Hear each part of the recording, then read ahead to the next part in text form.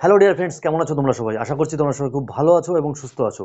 তোমাদের সকলকে আমাদের ইউটিউব চ্যানেল নীল সুপ্রিম এডুকেশনে স্বাগত জানাই। তো আজকের ভিডিওটা হবে, তোমরা যারা এলপির এক্সাম দিতে যাচ্ছ, 25 তারিখ থেকে কিন্তু এলপির এক্সাম শুরু হচ্ছে। তো এলপির এক্সামে এক্সপেক্টেড কাট অফ কত থাকবে, কিংবা তোমরা একটা সবাই নিজস্ব একটা টার্গেট করে রাখো যে এত মার্ক পেলে পরে আমাদের সিবিটি অন ক্লিয়ার হয়ে যাবে।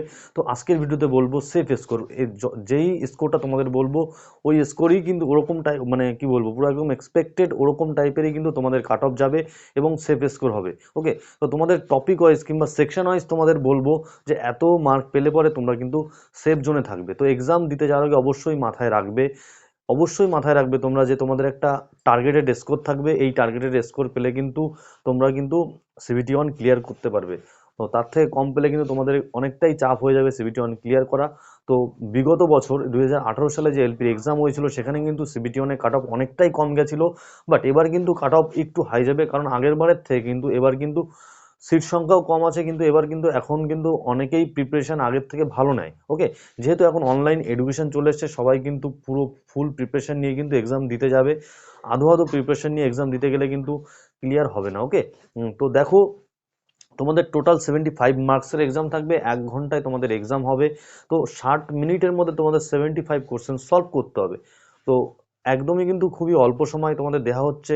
তো এখানে কিন্তু তোমরা যদি খুঁজে খুঁজে ইজি টাইপের যেসব ম্যাথ, রিজনিং, জিকে, সায়েন্স তোমরা করে আসতে পারো, তবেই কিন্তু তোমাদের সিবিটি অন কিন্তু ক্লিয়ার হয়ে যাবে। তো তোমরা কেউ টেনশন করো না।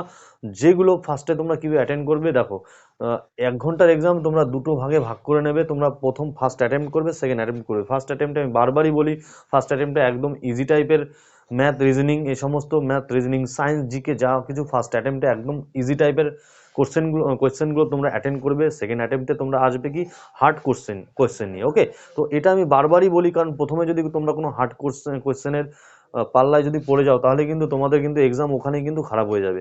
তো রেল কিন্তু সবসময় এটা ট্রাই করে যে তোমাকে ফাঁদের মধ্যে ফেলার জন্য, যে কোনো একটা কোশ্চেন, হয়তো কোনো কোশ্চেন ইচ্ছা করে তোমাকে কোশ্চেন ভুল দিয়ে দেবে, কিংবা কোশ্চেনটা অনেকটাই হার্ড দিয়ে দেবে, যে কোশ্চেনটা তুমি করতে করতে মানে বেঁধে যাবে। তো এরকম টাইপের কোনো কোশ্চেন, অজানা কোশ্চেন তুমি অ্যাটেন্ড করতে যাবে না।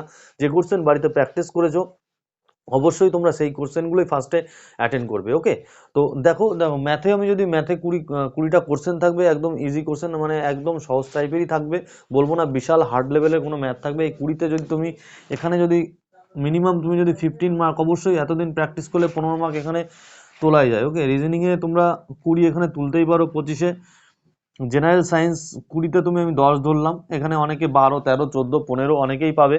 তো আর এখানে জিএ বা কারেন্ট অ্যাফেয়ার্সে এখানে আমি বেশি মার্ক ধরলাম না, এখানে 4 স্কোর ধরলাম। তাও কিন্তু দেখো, আমরা স্কোরটা দেখো, 20 আর 10 30, 30 আর 15, 45 আর 4 49 মার্ক কিন্তু তাও আমরা পাচ্ছি। ওকে, তো 49 মার্ক না, তোমরা এখানে ধরে রাখতে পারো যারা যারা জেনারেল আছো তাদের জন্য বলবো 45 প্লাস স্কোর যদি তোমরা আনতে পারো। জেনারেলদের জন্য বলছি 45 প্লাস স্কোর যদি আনতে পারো, তাহলে তোমরা যে কোনো জোনের জন্য তোমরা কিন্তু এটা কিন্তু সেফ স্কোর হবে। ওকে, ইস্টার্ন বলো, ওয়েস্টার্ন বলো, যে কোনো জায়গায়, সমস্ত জায়গার জন্য কিন্তু 45 প্লাস জেনারেলদের জন্য একটা সেফ স্কোর হচ্ছে। ওকে, তো চলে আসছি ওবিসিদের জন্য। ওবিসি দেখো, ওবিসিদের তোমরা যারা 40 প্লাস স্কোর পেলে কিন্তু ওবিসিদের এবারে কিন্তু, এটা কিন্তু আমি বলছি, এটা কি বলছি, এটা raw score, not normalisation mark. Normalisation হওয়ার পর, তারপর নর্মালাইজেশন হলে তখন কাটও বাড়তে পারে, কিন্তু তোমরা যদি এটা র স্কোর করে আসতে পারো, তাহলে কিন্তু অবশ্যই এটা সেফ স্কোর আছে ওবিসিদের জন্য 40 প্লাস। এসসিদের বলবো, এসসিদের জন্য তোমরা যদি 38 প্লাস স্কোর করে আসতে পারো, 38 প্লাস স্কোর করে আসতে পারো, তবে কিন্তু এটা তোমাদের জন্য, এসসিদের জন্য সেফ স্কোর হবে। ওকে, র স্কোর, তারপর নর্মালাইজেশনে তোমাদের 2, 4, 5 মার্ক কিন্তু এদিক ওদিক বাড়তে পারে। ওকে, আর এসটিদের জন্য কত যাচ্ছে, এসটিদের জন্য দেখো, তোমরা যারা আছো 34 প্লাস স্কোর করতে পারলে কিন্তু এসটিরা কিন্তু সেফ স্কোর হচ্ছে এসটিদের জন্য। ওকে, তো তোমরা দেখবে এর মধ্যেই কিন্তু তোমাদের কাট অফ কিংবা এরকম টার্গেট নিয়েই তোমরা চলবে।